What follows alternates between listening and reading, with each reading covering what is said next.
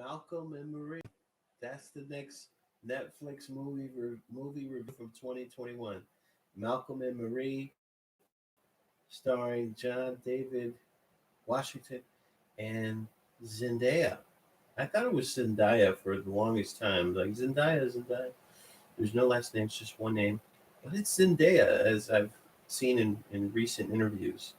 This is the Helper Hinder YouTube channel. I probably just scared a bunch of you right now. This is the Helper Hinder YouTube channel.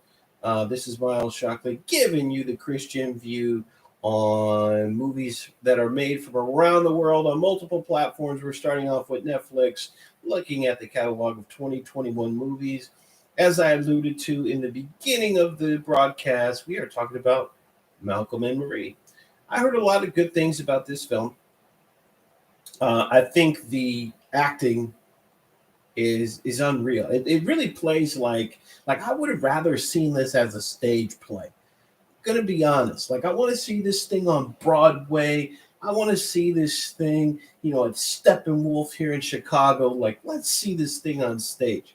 I think it's difficult to do as a movie. I think it's tough. This is a one location movie that's very well shot. It's in black and white, and I don't know if it's necessary in black and white. I just think it kind of gives it a more cinematic feel because we can't do too much due to the location. Uh, the chokehold on the location options because again, this is a movie that was shot during the pandemic, so they had to get creative. And the story is about a filmmaker and his boo thing and kind of their relationship and how desire about career mix into their real relationship and mix into his craft.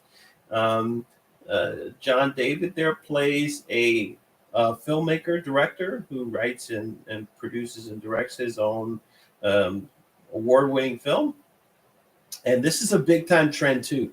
There's a lot of movies on Netflix that the character is a filmmaker. It's a huge trend. It's one of the biggest trends on there in stories is that they're a filmmaker.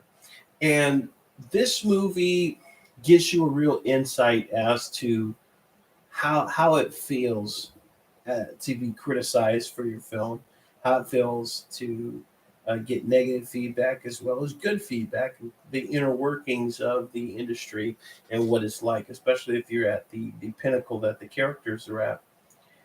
So the really tough part about this film is that I would say about 90% of the time you're wondering, should Zendaya have been in this movie? Why was she cast in this movie?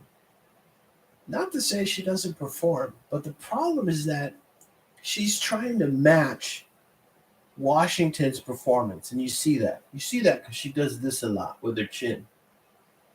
Okay. I'm going toe to toe with you. The chin up is, I'm trying to challenge you.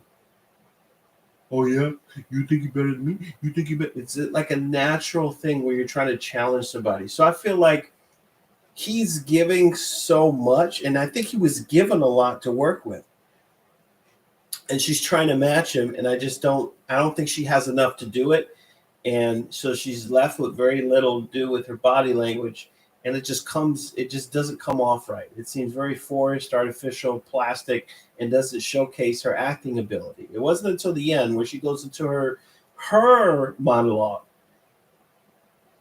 where he's just listening that she really shows why she deserved to be in the film. And we actually really saw how their dynamic works. We saw the true personality of the character, whereas earlier she's trying to be John David. And that's not Zendaya's strength. She needs to just be herself. And I've always said that John David has an ability that his father doesn't. And that's you can see his soul through his eyes. Viola Davis has the same superpower as an actress. You can see her soul through her eyes. The same thing with John David. It's amazing.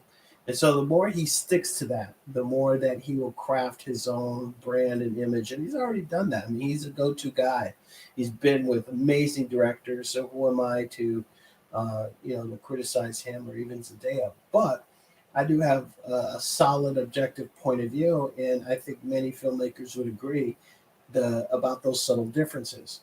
Another issue with the film is its profanity is through the roof and completely unnecessary, and it shows that it continues the stereotype that all successful black people are also foul mouthed and you know their language is that of a degenerate, but they're talented, so that's okay.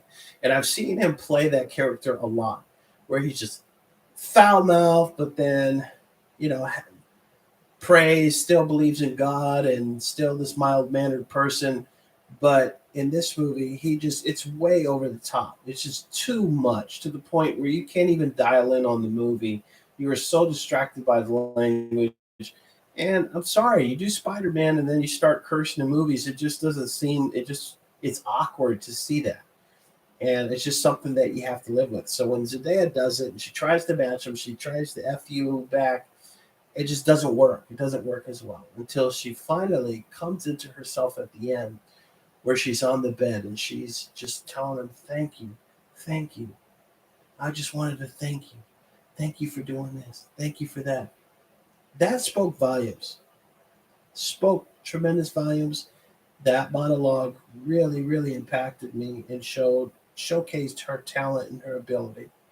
So for this movie, I gave it a 6.4 out of 10. And I think I think they did the best they could with it. There was some really nice cinematic stuff in there, some amazing camera movement, framing, and cinematography that were in this, and of course, incredible acting. But they leaned a little bit too heavily on trying to, you know, training day the dialogue, just trying to add too much to it, trying to be too vulgar, trying to match each other. No, don't do that. Don't stick up your neck. Keep your neck down. You know, do work on your strength. Just do your strengths. Do what you're strong at. Let's see these two personalities collide because then we understand why they're together. Because you guys are two different people.